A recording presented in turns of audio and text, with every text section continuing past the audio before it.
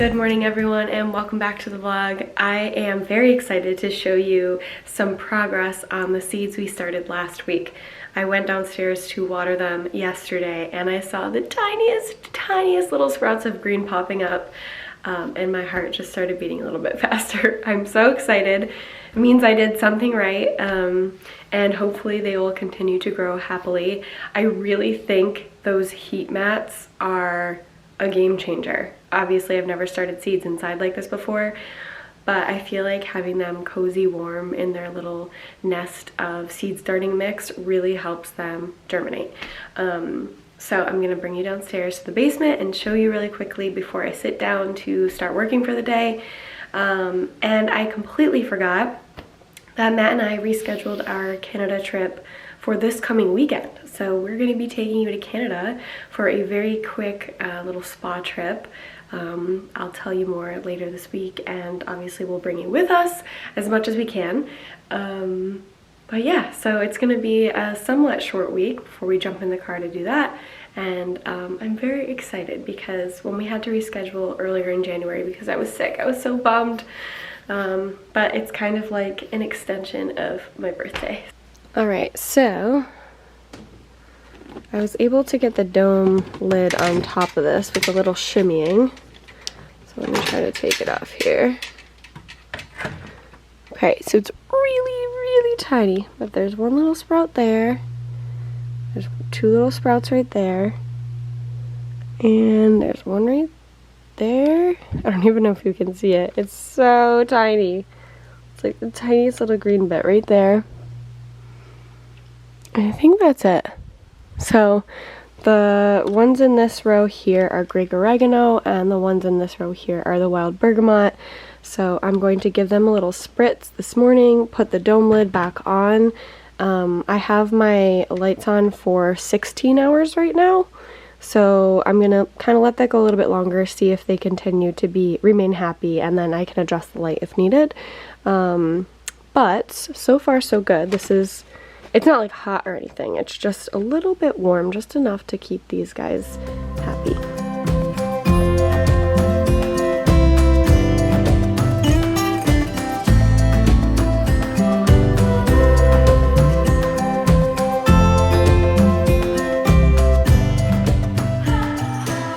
So we are starting to get somewhere, super tiny, but they are there and I'm excited to see things popping up. I can't wait to see them continue to grow.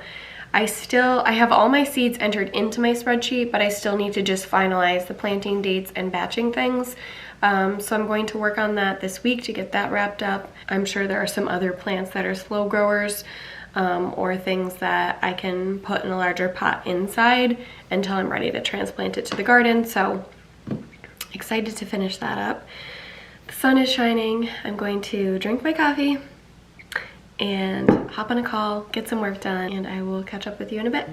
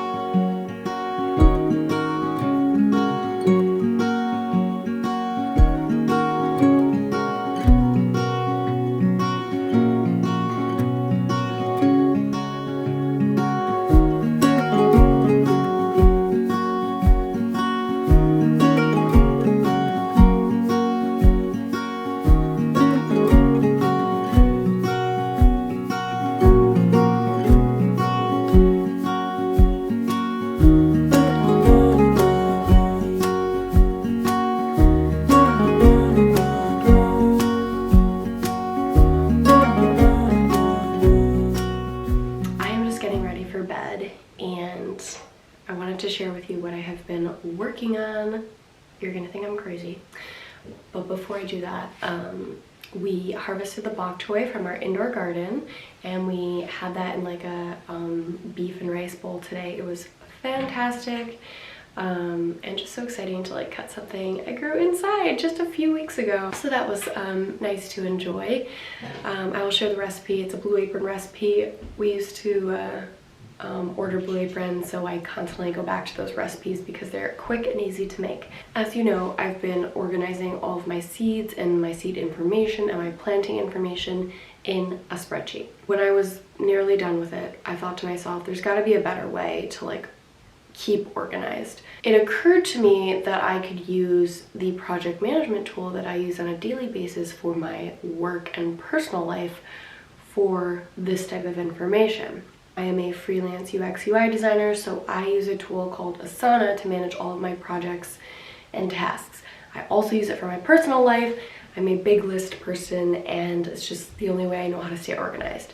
So it's like that and my calendar are my two favorite tools, and if I don't have them, I am lost. The nice thing about Asana is that you can assign deadlines or due dates, or in our case, start dates for our seeds.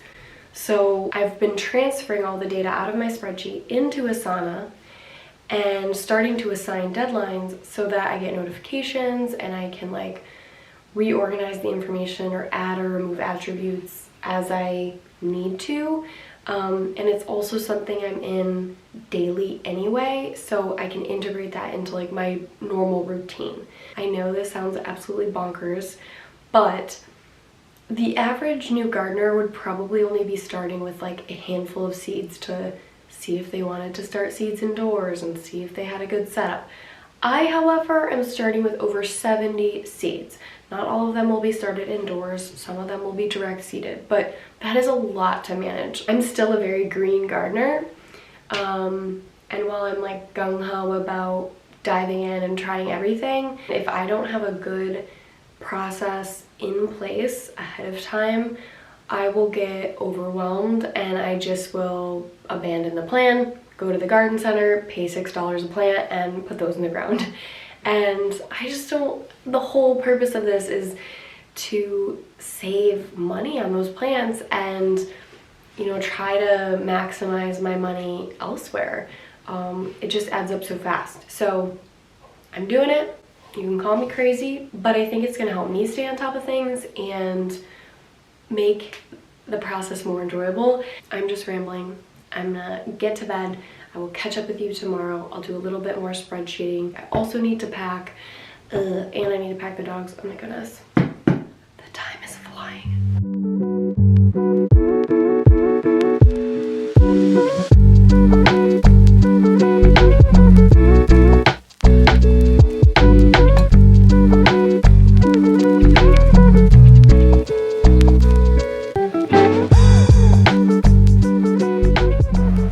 Good morning again. I'm outside with the dogs. It is absolutely freezing, but I thought it might be fun to show you a few things I'm going to do a little bit differently in the garden this year, based on like what we learned last year and where the sun is more or less. So I'll flip you around and show you. So this is our raised bed garden. I call this the kitchen garden. This is where we grow most of our veggies. Last year we put this kettle panel trellis in, and this is where I grew green beans. They were so much fun. They were such a pretty centerpiece. They took so long to grow. Like the plant itself grew, but the beans took forever to grow, and then all of a sudden we had beans coming out of our ears, which was amazing. But I want to switch it up. It's good to rotate things in your beds, so you don't always want to grow the same thing in the same spot every year. So this year I'm going to trellis some cherry tomatoes. I'm thinking I might do one variety on this side, one variety on this side, and just let them like mix and match. I mean, I'm okay if this is just like chock full of tomatoes and vines, but we'll see. I'll do a little bit of research, but I was thinking of putting one in each of the four corners. And then in the back trellis here, I was thinking of doing the green beans again. It gets a little less sun on that trellis, but I still think it would be fine. And that way we kind of have this like fun central walkway that's just going to be covered in vines and fruit. So that'll be fun. I'm hoping this lavender will come back. If it does, I may consider planting it in the ground. I do love it in the containers, but I might end up putting it in the little perennial garden I want to put around the outside. And then maybe I would do a container of something else here, like lettuce or radishes or something. A lot of the things we're growing are container friendly, and in order to maximize, hey, what the heck? Hey, You're not supposed to be in there. Get off. Hey, get out of there. No. Oh, get out of there. You little monsters. Oh my goodness. They never were interested in the beds last year, but now that they've been empty, they think they're like a playground. So hopefully that won't be an issue come spring. But I digress. So yeah, we want to maximize the space in the beds for the things that need a bed and can't grow in a container, or, you know, I don't have space for in the back, like in-ground bed back there. I have a ton of containers in the chicken coop, future greenhouse, whatever we want to call that. I need to come up with a name because I keep saying chicken coop and everybody thinks we have chickens and we do not. So anyway, yeah, that's kind of what I'm thinking. I've told you I'm going to move that strawberry plant into a container. And then this side over here has always been a little bit more shady. So in the early mornings, like there's a little bit of shade on the edges here, both from this tree, that's that sort of diagonal shadow, and then we put the fence in last year, so we've kind of got this like trickled shadow here too.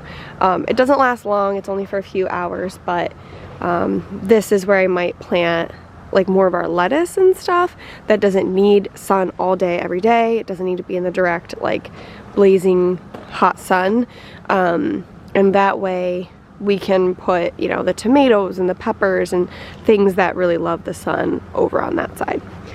So that's kind of what I'm thinking. Last year I just like put like everything in every bed because I was trying to test things out and see what worked.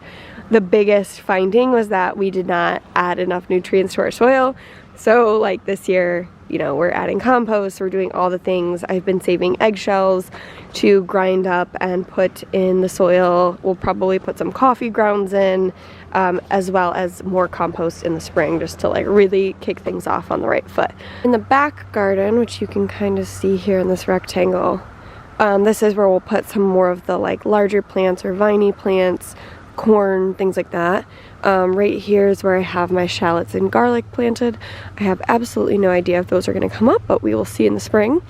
Definitely going to have to make this a little bit bigger. And then in this corner here, Matt has been working on clearing a bunch of brush and dead trees, cutting things up, and just like clearing this space. It's been such a mess and it already feels so much more spacious. Eventually we want this to be the entry to like a walking trail in the woods.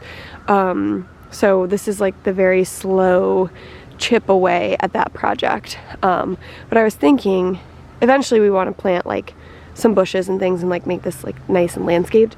But I was thinking maybe this year, since we just have kind of this open area, we could put like pumpkins or something in there. So we'll see if I can convince him.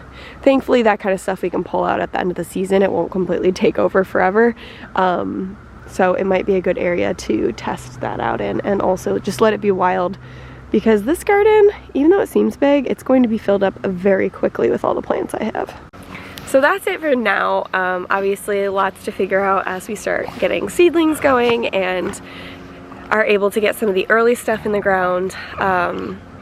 Just being out here makes me so happy. I love this garden so much, and I cannot wait for it to be full of greenery and things very soon. I love New England, but like the winter is just too darn long, and now that I have the space to garden, it's like all I want to do. I'm gonna be patient. I'm gonna finish my spreadsheet, which I know you're sick of hearing of. I am too. And then we will be off to the races, and it's just gonna be lots of me sharing little sprouts. It's such a silly thing, but it's so exciting to see something grow from a seed. It is still like absolute magic to me. I know that there's science involved, but man, like it's amazing what comes out of that, those teeny little seeds. So if you ever want just like pure satisfaction, get a little pot of dirt, stick a seed in it, put it in your windowsill, and you will be, it's like your little baby. It's like your little Neopet. I don't know if anybody used to play that game, but you know, your little Tamagotchi. So anyway, I'll stop rambling. As you can see, the dogs are having plenty of fun behind me. I'm going to warm my hands up, drink some coffee, get the day started, and we'll see what I have time for.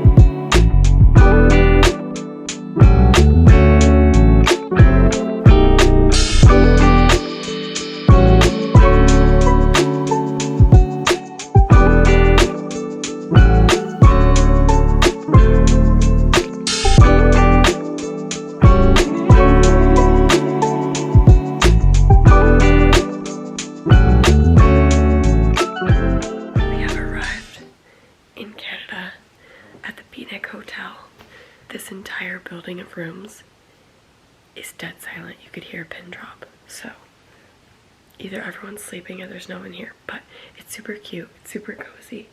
We just have like a little king bed, a little desk area, bathroom, and then there's like a chair and a little record player in the corner there. On the way up here, we stopped at my sister's to drop off the dogs, and we stopped at this little burger joint kind of near where we went skating the last time I was here at Lake Maury. And it was awesome. They had delicious smash burgers, shoestring fries, and then I showed you there was a shot earlier, but I got one of those big donuts and I ate it in like 30 seconds in the car. It was definitely too much, but it looked so good. I'm such a sucker for a frosted sprinkled donut. But yeah, then when we like drove into Canada, there was like this hill we came up over, and all of a sudden you just saw like all these bright lights on this hill, and it looked like this UFO.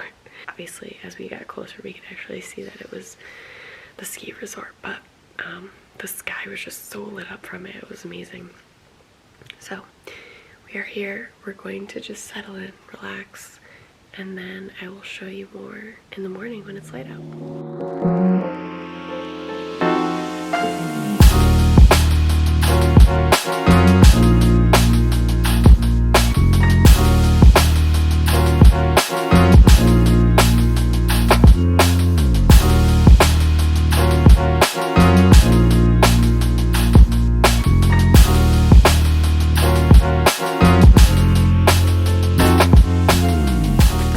So we are staying at the Beatnik Hotel in Bromont. It is right next door to a thermal reserve called the Balnea Spa.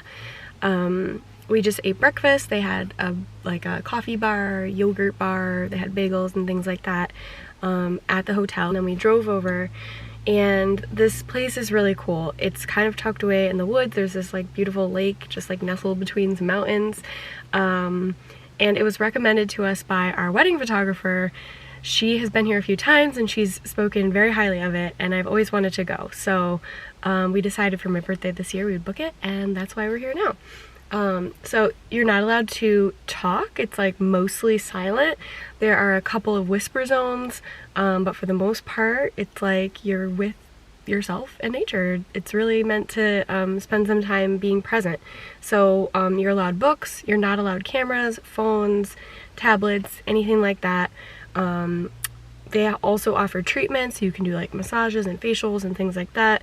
So we did book a massage. I think we're both getting Swedish massages, but I can't remember. So yeah, we'll have that. And then there's a restaurant on site. So we'll check that out and see if it's any good. I believe they grow or source like local ingredients and things like that for their menu, so it's rotating.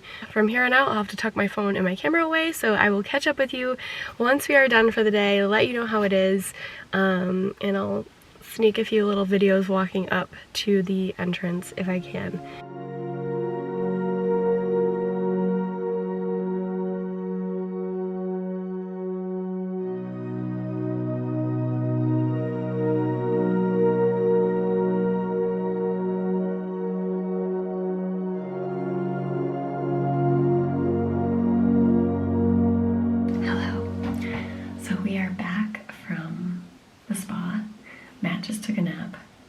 Oddly enough, I'm not that tired, so I just worked on my spreadsheet a little bit. It was amazing. Highly recommend. It's like one of those things that you want to tell everyone about, but you want to keep to yourself because it's so awesome. So you get there, you check in, you get your robe, your towel, you go down to the locker rooms, you change, you get a locker, you tuck all your stuff away, and then you can kind of explore. So they have a number of like hot tubs and pools, and then they have cold pools, they have saunas, they have resting rooms. So like the cycle they recommend is you spend like 15 minutes in a hot space, like a sauna or hot tub, and then you like dunk into the cold water, which is freezing cold. Like, oh my god, I do not know how people do those ice baths. Whoa. So you do that, you cool down, and then you're supposed to like rest for 30 minutes, and then you repeat that cycle. So like hot, cold, rest. like I said, we had a massage. So Matt had his massage in one building and I had mine in another. So we kind of like split up midday for that. It was like the perfect setup. We get here, we spend a little bit of time at the spa, get our massages. They have a restaurant on site. I was just looking it up because I wanted to like explain it better than I did when I was walking in. It's called Lumami, or I don't know if that's how you say it, but they describe it as fine, healthy, and creative cuisine. It's a variation of seasonal, ephemeral, and delicate dishes, and it was exactly that. It was amazing. Matt got, I don't know it in French, but the salmon toast, and I got the cheese board and the celeriac and leek soup. It was so good. Now I'm trying to find a recipe for that because I want to make it myself. But like you could wear your robes everywhere. We forgot sandals, so we did grab a pair, but you can walk around barefoot. Most of the areas are completely silent, so like you're really not supposed to talk or even whisper. And they definitely crack down on that, so like if anybody's talking, they come right over and tell you to shh. But like truly like relaxing, enjoyable experience if you like to be alone with your thoughts. If you don't like to sit still and do nothing, or if you don't like to read or like sketch or anything like that, you might get bored. But there's enough different places and pools and things to kind of bounce around to, so you don't have to like sit in the same place the whole time. There's even more down by the lake. Like they've got hot tubs down by the lake. I'm pretty sure you can go in the lake. They've got like resting areas like sort of like sprinkled on the hill down toward the lake. So I mean, winter was amazing too, but I think in the summer there's even more to do.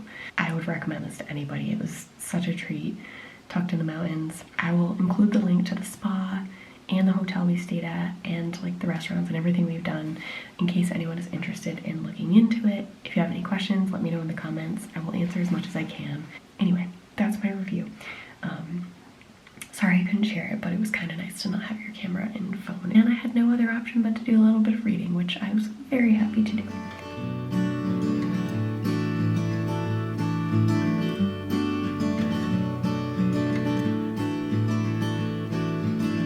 We are back at the hotel. We just went to eat at a place called Bromont, which is right near the ski mountain. It's like a microbrewery, little pub kind of place, and they had an amazing poutine menu, so I was very drawn to that because I've been telling Matt when we go to Canada I'm getting poutine. If you don't know what poutine is, it is french fries covered in gravy with cheese curds, which is delicious, and I've been dreaming about it. So Matt got a couple beers, we both got sandwiches. What did I had a pulled pork sandwich and he got a beef dip sandwich, I think. Both very delicious. We are sufficiently full. We are very tired. The spa took a lot out of us. So we are going to get cozy, warm up, and probably get to bed early.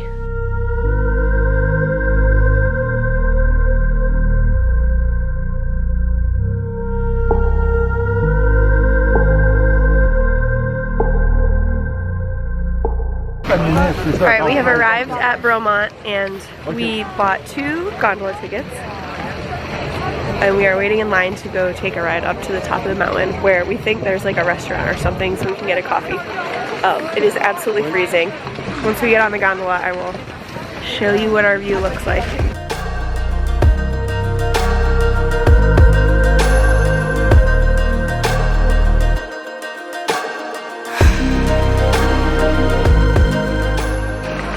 I don't even know if you can see me, but we made it to the top. It's very sunny and very cold. My toes are frozen and my hands are frozen, but this is so cool. We made it to the top of the mountain and we were freezing, so we came inside. They have like a little cafe, like lounge kind of area up at the top here. So we got soup and coffee, and now we're just warming up, and then we're gonna go outside and take a look at the view. I was trying to take some shots before I came inside, but my hands were so cold I couldn't hold the camera, so I was like, let's go warm up first.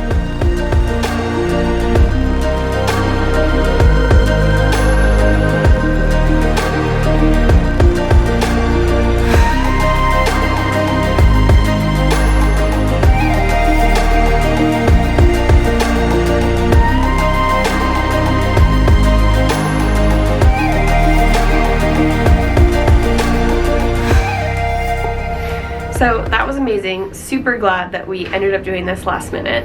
Good idea, Matt. It was my idea. He keeps taking credit. This is definitely a black diamond. You see how steep that is? Oh my goodness. Whew, it's been a minute since I have been on a snowboard. So we were saying if we come back sometime in the winter, we will have to go skiing and snowboarding, because if you're gonna go, it seems like a pretty good place to do it. Though it was a bit chilly today, so I would not have wanted to be skiing or snowboarding today with the wind whipping in your face. So anyway, definitely, if you come to Bromont, check out the gondola, or if you like to ski or snowboard, buy yourself a day pass. They have night skiing, which is even cooler, so I think they said they were open till 1 a.m. or maybe it's on certain days, but that would be really cool to try sometime.